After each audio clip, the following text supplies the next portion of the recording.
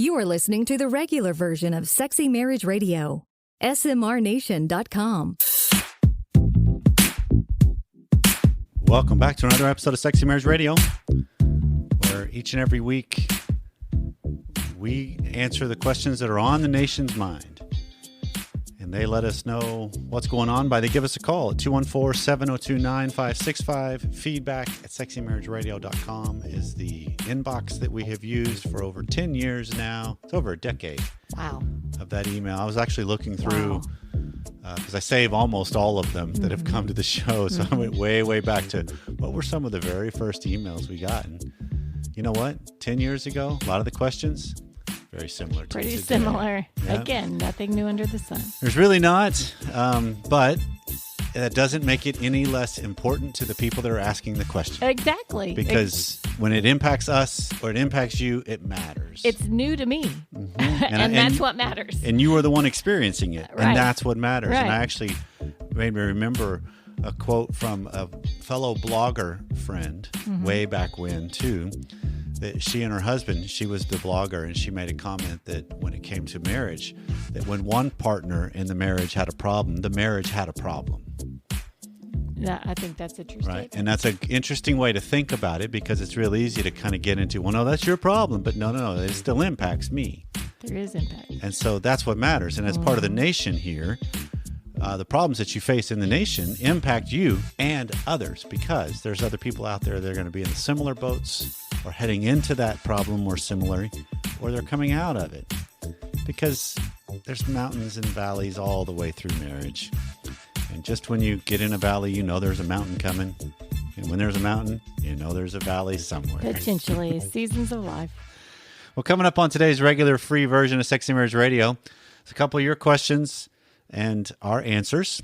Some themes that we've had over the coming weeks, over the past weeks. We're going to kind of continue that thread a little bit with some of the answers that are coming up to the questions that are being asked, as well as there's a little bit of follow-up to add to last week's episode from a member of the nation.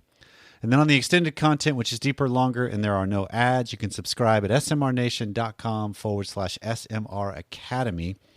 We've got an email that came in, and I'm going to capture it with the idea. It's a wife she describes herself as more dominant.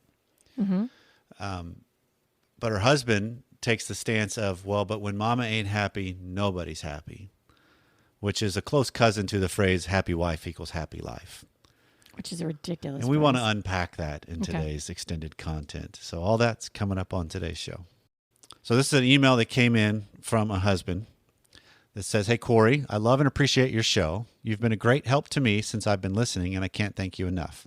Can you discuss how a recovering sex addict can navigate long-term abstinence in marriage in a healthy way? Here's my story for some perspective. I've been struggling with sex addiction, porn, and masturbation on and off for over 35 years. I did have a 10-year stint of sobriety during this time, then relapsed and struggled for 4.5 years. I've been in recovery now for over 3.5 years. I was completely sober for about 3 years, then slipped by watching porn one night in August of last year, had another slip on a night in November. As a result, my wife has decided that we should stop having sex until we can get some more counseling and healing. We have since discovered that our biggest concern is not necessarily the masturbation or the porn. It's actually the way that I've controlled and manipulated my wife to get sex from her over the past 23 years of our marriage. What I thought would be a 40-day period of abstinence has turned into over 4 months. It deeply hurts me that we cannot be intimate in this way right now. I know I've done a lot of damage in my marriage and that I'm just reaping what I've sown, but it doesn't make this any easier. I feel like something major is missing in our relationship, but I don't think that she feels the same way. I've asked her to give me a time frame as to when she thinks she'd be ready to reintroduce sex into the marriage, but all she says is it's going to be a long time. We have a strong relationship, great communication, and healthy connections in other ways. But we are seeing a counselor to help us receive more healing, but I feel like we're stuck in the no sex zone. If you have any advice that can help me cope in a healthy way during this difficult time, I'd greatly appreciate it." So this is a tough one. Yeah. Because there's a lot of issues that are going on that play out in the relationship, but they're individual in nature. right? Because we've touched on this before with the idea of sex addiction and pornography usage and masturbation, that most of the time that predates the marriage. Which it does in this situation. So it's recognizing it's not her fault. She is not responsible for it. There's nothing on her other than she has the collateral damage from it. But most of the time, wives take this as, what's this about me? It's personal.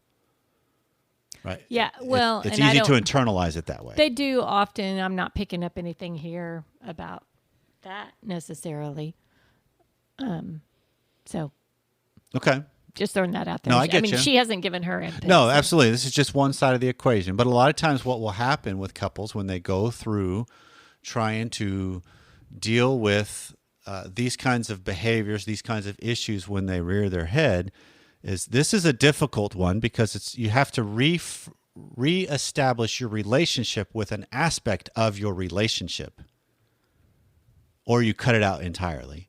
If you're an alcoholic, it's not pretty easy, but it makes more sense to just stay away from bars, stay away from alcohol, just cut it out of your life, right? Sure. But if you want to have a sexual relationship and you're a sex addict, you have to redefine that relationship to that aspect of your life. Right, but when you're married, you expect for there to be sex happening.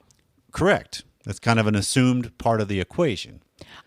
I may be derailing where you're going with this, but it seems like he talks a lot in we this, we that. Yes. And there's a lot of assumptions that they're both on the same page on all of these things when clearly they're not. Right. And I found it interesting that he says he's missing the sex. He's missing that aspect, but doesn't think that she thinks there's anything missing. Which is odd to me because if she's so adamant about there's things we got to get right before we can have sex again, clearly she thinks there's something missing. Okay. So I would think it would be important for her to kind of come out and figure out what it is that she thinks is missing. That's a fair statement. The problem with it, as far as the show is concerned, is we have no idea where she stands, but it is imperative. I think what you're picking up on, it's important that he asks that question of, right. Hey, give me the state of things as you see it, baby. Let me give you the state of things as I see it. So we see how far off we are on the goals we're working towards. That's all I'm going after. Perfect. Is he's got to get that information and realize I think his perspective is off. Okay. There's something missing for her for sure. Yeah, and that's where, this is the thing that we have a tendency to do as humans. And when we have things that are going on in our relationships that aren't going the way we want, or we have things that are going on in our lives that are not going the way we want, of our choosing or not, of our doing or not, we have a tendency to Disneyland it when that's not the real story. Mm-hmm. It's the idea of we have a strong relationship, great communication, and a healthy connection in every other way. Do you? That's a better question of what do we really not, what are the topics that we can't bring up? What are the topics we don't talk about? And does that then equate to a healthy relationship? And that's a moving target. I realize that. It's like average or normal. There's a huge variance in that of what qualifies for that. But I think it's important to be honest about, okay, I realize what's going on and I'm reaping what I've sown. But this is also an equation in our marriage that we need to make sure we see it the same way. So I at least know how you see it. Well, so back up. We don't need to necessarily make sure we see it the same way. Thank you. We need to make sure that we're diving into understanding, how do I really see it? How do you really see Right. it? How far apart are we? What is the gap? Really? Because there is a gap. Thank you. That's a better clarification. So that's one step, is to have that kind of a conversation. And then the other is, so obviously sex with pornography, sex with actual sex addiction and the manipulation therein in marriage, which is an aspect of what happens in marriages, whether there's addiction or not, there is a level of what nefarious things do I have going on to manipulate my spouse into an act that I want them to be a part of? And that's really the sole purpose. I don't care if they really want to be a part of it. It's really, I just want to be a part of it.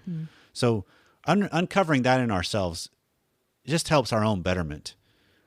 of what I'm capable of, the lengths I can stoop to. Like if I'm particularly interested in sex with you, I know, you know what? I'm going to surprise you with a beach vacation. And that's a good chance that that'll happen. Check that box is all I'm saying right there. Thank you. As we wrap up today's show and head to the beach. No, but it's recognizing, okay, again, suspending judgment on it and just seeing it as that's what I'm capable of. I'm capable of being a manipulative being to get what I want. So the same thing you're asking of her to, where are you in this? Mm-hmm. Own where you have been in this better. Of seeing it as, yeah, I have done these things. Because what he could find is, in some regards, it's not as negative as he's made it in his mind to her. It could be, she's like, no, I've kind of enjoyed you've taken the lead in this regard. I've kind of enjoyed you've made this a priority in that regard.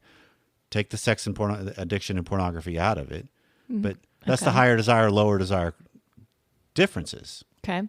Of you help set the stage to make this a priority. That's a good thing.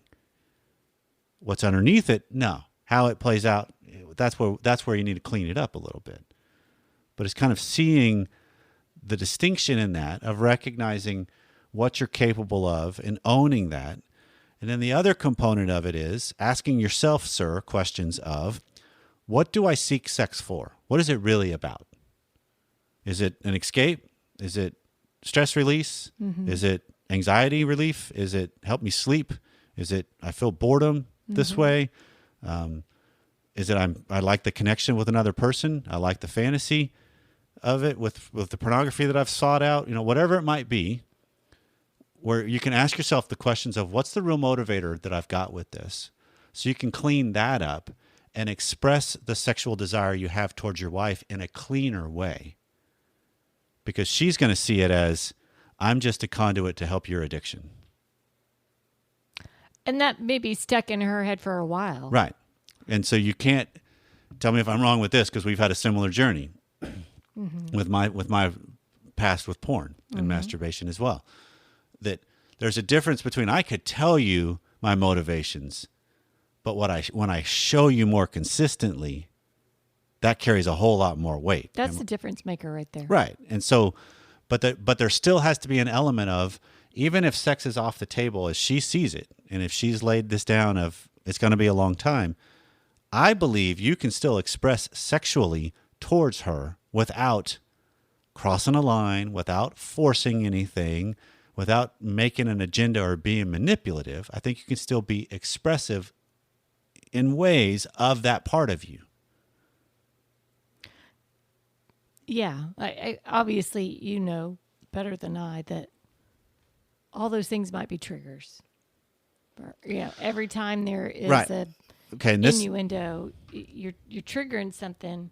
Well, then this is where we get into the whole world, what we did a couple months back on the big T, little t traumas and triggers of, if every trigger means no-go, third rail, we are lowest common denominator for the rest of our lives as a society and as people and as marriages. Well, and that's where ideally, they're already going to counseling together, and you just continue to look at this as a journey that it doesn't heal overnight. It doesn't heal in 40 days.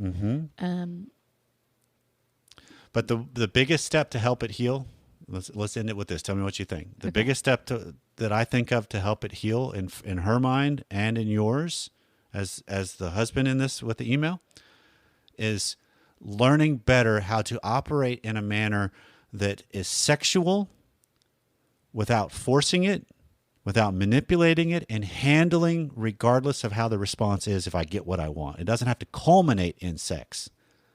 I still show that passion. I still show that aspect of me. And it's not tied to, I have to have sex with it. I think it's more important in that situation, though, to show in every part of marriage. And my gut is saying in that period, you back off from so much of the things that might trigger the bad sexual memories. Okay. And maybe I'm wrong on this, but because I'm certainly not a counselor, I'm just thinking of all the ways throughout your relationship that you do show your intentions, right? Here's my intentions Right. of being a man of integrity And loving her well. Love me well, show integrity throughout every aspect, and react well. Right. And everything else then sets the stage for that section. Well, this is of your life. That's perfect, because I think where we can land this segment is understanding the difference of the way I'm going to rebuild trust with her in this area of my life is different than how I create room for the hurt that I've caused or been culpable in helping create. And so I need to learn how to be a better student of the two, because the trust comes about with just operating more from character and integrity, being more transparent, being more clear, letting her map you cleanly, even when it's not always good, but it's mapped. And then the hurt, dealing with the hurt, comes with showing I care, I'm compassionate. It's real, it's legitimate. But that also doesn't mean I have to minimize it or apologize for things, or it's just if I'm doing the work, I'm operating in a manner that allows me to walk alongside better, which then is the loving well, the caring for well, the creating something better, because you both are basically trying to create something different within the context of a relationship that's been around for a while. Father's Day is just around the corner, and our friends at Manscaped are here to ensure the dad in your life is looking neat and trim this June. You can find their signature Lawnmower 4.0 in the Manscaped Performance Package 4.0 for the perfect bundle to tackle any and all old man hair from head to toe. This is no dad joke. Treat him and yourself and join the 4 million men worldwide who trust Manscaped with this exclusive offer. Get 20% off plus free shipping with the code SMR at manscaped.com. Trust me, his dad bod will thank you. So Manscaped is designed with fathers in mind, and the Performance Package 4.0 is here just in time for the dad in your life's special day. Or you can even treat yourself this Father's Day. I'm not opposed to that idea at all, because I am one of the 4 million men that have enjoyed Manscaped's ability to really help out when it comes to keeping neat and trim. So inside the package, you'll find their Lawnmower 4.0, trimmer, weed whacker, ear and nose hair trimmer, the Crop Preserver Ball Deodorant, Crop Reviver Toner, Performance Boxer Briefs, and a travel bag to hold all your goodies. And in our house, Pam, you know this, our teenage son has even snagged some of the products from my stock. Yes, he has. Get 20% off plus free shipping with the code SMR at manscaped.com. That's 20% off with the free shipping at manscaped.com and use code SMR. So another email came in that says, Dear Corey and Pam, I recently came across some old voicemails of my husband from back when we were dating. I swear it was from a completely different man. He would call me pet names, he had love in his voice, and he genuinely missed talking to me. I found myself swooning and melting at the man on the phone, and I looked at my husband with his face buried in his computer, and all at once my heart broke. I understand that the puppy love fades, but now it seems he doesn't even enjoy my company, let alone have the passion for me that he used to. For example, when we were dating, he used to read to me, and I absolutely loved it. He had a soothing voice, and it was so nice to sit in his arms and listen to my favorite stories. So flash forward to now, I ask him to read to me, and he says he doesn't have time between work and school and our children. Yet, I see him playing video games until 3 a.m. My heart is broken for what we've lost. I just want to be his biggest priority to him again because he is to me. I don't know who this man is, and it's making me turn into a woman that I don't know. I'm snarky, sarcastic, and bitter. We've been married for 6 years, each year feeling more distant. I don't want this anymore. I need to know what I can do to change my part in this. I just want to feel love and know that I'm giving my love to someone that wants it. Thank you so much for your time. God bless you both greatly. So this is in a similar vein that I'm recognizing the two messages coming in are, here's my predicament. Now, what do I do? which is good because that's the whole message of Sexy Marriage Radio in a lot of ways. Is I've got to address the person I have the most influence over, which is myself. So, what do you hear in this as we start? Well, obviously, change. Things aren't different. Things are different than when you're dating. Yeah, she recognizes the puppy love fades. She recognizes that. She recognizes that she's snarky, sarcastic, and bitter. Okay. And when I hear that, I think of the question that I ask myself, would I want to be married to me? Right. And that's what she's kind of touching on too. And I think that's a cleaner way to ask that. Yeah. Of what she's saying at the end. Yeah. So, I just start asking that question. Okay, he's acting in a way that does not make me feel wanted or loved. How am I acting in ways that would not be lovable? And what can I do about that to start off? Right.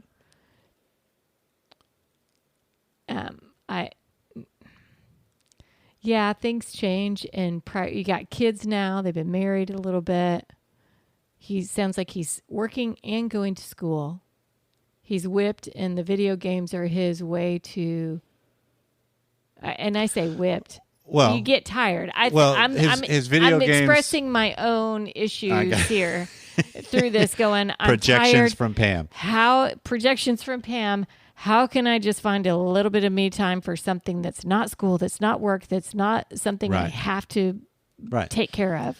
But if it's legit that he's playing video games till 3 a.m., that's adding more fuel to this whole dilemma. Absolutely. Because now you're talking about sleep patterns being impacted for both of them possibly. Right. So again, I like what you're saying in this of one, you ask yourself the question of would I want to be married to me? And then secondarily, I think you ask yourself the questions, or you have to understand that I can have these reactions to things, that my reactions are what I need to look at, but what I'm reacting to is still legitimate.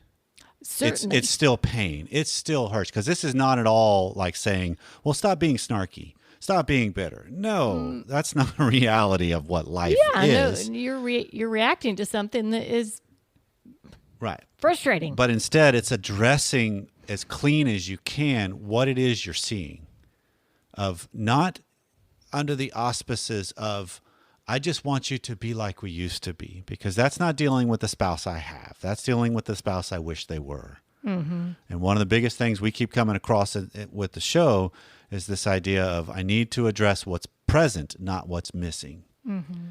Because now they get defensive of, well, you used to. Well, of course, because he maybe deep down wishes he would do that too. Mm-hmm. But he's gotten into the comfortable husband mentality of, I've already got you. I don't have to work to swoon and get you around as much anymore because you've already said I do. Right. And that's an excuse, but it's a reality of what's possible still. And so it's looking at this, how do you address what they are? What's going on? As clean as you can. Of, I feel like I'm not appreciated. I feel like you don't even want to be around me. Yeah. I feel like you don't spend the time devoted towards me. I'm competing with this, and I'm competing with that. And then once you can frame it that way, you make sure you're handling your 100% of the equation as best as you can. That does fall into the, would I want to be married to me in the way I address these things? Mm-hmm. Would I want to be married to me in the way I pursue something that I believe is valuable and important and worth wanting to be with? That's that idea of, if I really do want a passionate marriage, I better make sure my life is passionate too. Yeah. Right? That I'm living a passionate life outside of my marriage as well. Because I can't put too much stock on one person or a relationship filling things that I don't do myself. Right? The picture that comes to my mind, I don't hear this in this email, but the picture that comes to my mind when I think of some of the different clients and the threads we come across in the world today are, I've fallen out of a boat and my arms are flailing around and I'm needing rescued, and someone from the boat throws the life preserver, the round life raft to me that's on a rope, but it's 6 feet away from me. And I'm mad that they missed. Instead of swimming to it. Because they've done what they could They just missed, but I can still likely make the 6 feet. Yeah. And I earn integrity with that, which that's worth wanting. That's worth valuing. Whether he sees it or not, you earn you. And so when you look at this of, I know what's missing and it pains me because of what I see now. What's your self-respecting moves to address that and also present something that's more what you want it to be? And I guess, what are the moves? Right? Without, leave the sarcasm behind, leave the snarkiness So behind. figure out how to react in a better way. Figure out how to react in better ways. I think there is some calling out of, there are general health things. Right? A good night's sleep Right. goes a long way. So do you actually call them out on So here's your sleep patterns? Let me give you this thing, because you asked what's the better moves. The first one is the times you recognize you've reacted in a snarky way or a bitter way. How quickly do you come back and own that? Apologize and say, for what, acting honey? that way. I'm not taking, and you don't have to say this in your mind. I'm not taking back what I'm reacting to. I'm taking back how I reacted. That's entirely different. Right? I was snarky with you on that. That's on me. I'm still frustrated by what went down. Yeah. But you didn't deserve the snark. That's a self-respecting move. Or, I shouldn't have been snarky. Yeah. In your mind, you might think they deserved it. But if I'm wanting to be loved, But if I'm how difficult is it to love somebody that's snarky? if I want to be on a team together, we figure out how to make Because there needs to that be work. some honesty, and the best thing you can do is lead that charge with how you conduct yourself, and then you see who you're really with. Yeah, how would you want to be reacted to? And do they really want to be with you or not? Then that's the real picture. Mm-hmm. And you can tell that by when you start lifting that way and dressing life that way. Most of the time, it puts a lot cleaner pressure on my partner to act accordingly and deal with their side of the dilemma, or we really then are facing what we're facing. Yeah. And it's not like it's easy to do that. It's hard to be the first person that takes that, for lack of a better phrase, that grown-up move of reacting well, of owning what you see in yourself that may not be super lovable. Right. It's hard to be the person that takes that first step, but the how proud you'll be of yourself for taking that step, for making those moves, it's a good feeling. Yeah, right? and that's the kind of stuff that translates into a better dynamic in the marriage because of what you're creating to walk alongside with. Yeah. Hi, Corey and Pam. Just wanted to let you guys know, when you take the time to answer emails on the show, we really enjoy it. It helps us feel more connected with the SMR Nation and other married couples who are working toward their best marriage possible. Just makes us feel a little less lonely in our work. Hey, Pam, we had to pause that podcast, cheer and laugh when you responded to the blowjob email with read between the legs. We both sat and talked about that for a while, and that line needs to be worked into every show. Well done, girl. I also wanted to leave a message for the newlywed couple who were searching for orgasm, especially those that have saved themselves for marriage. I loved all of the suggestions that Corey had, and I really wish that I was in your friendship circle close enough to add, with strong emphasis, the benefit of seeing a pelvic floor therapist. The work of a great pelvic PT is beyond just post-pregnancy, post-C-section. It's a great safe place for any woman to go to learn exactly what the female anatomy needs to reach orgasm, and to learn how to be able to welcome penetration as part of your intimate relationship. Pelvic PT is valuable no matter the age or the season of a woman's life, and it can change her intimate life in amazing and beautiful ways, no matter where she is in her journey. So I just wanted to really encourage those that are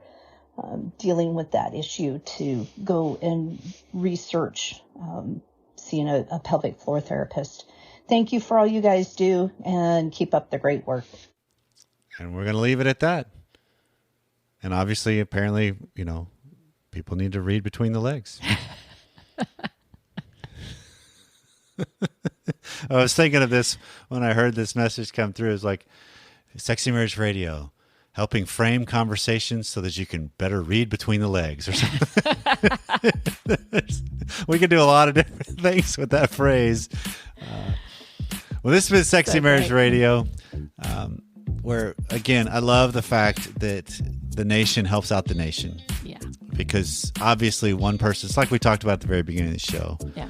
Questions that come in, they're real for the people. They are. They're important and they matter because that's what their experience is right now. Mm-hmm.